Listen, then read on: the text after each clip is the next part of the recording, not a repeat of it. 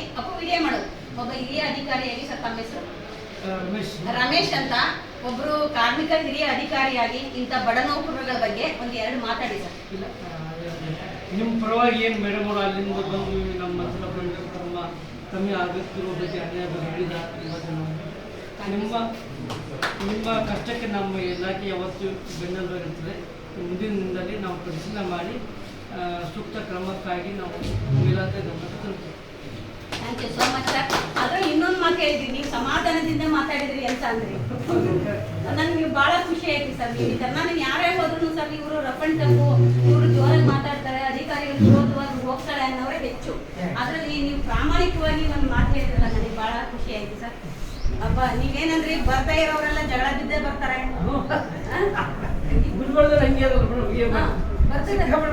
ಬರ್ತಾ ಹಂಗೆ ಇದು ರೌಂಡ್ ಇರ್ತದಲ್ಲ, ಬೈಕ ಬಂದ್ಬಿಡ್ತಾರೆ. ಹಾಗಾದ್ರೆ ನಾನೇ ಸಮಾಧಾನದಲ್ಲಿ ಬಂದಿದ್ದೆ.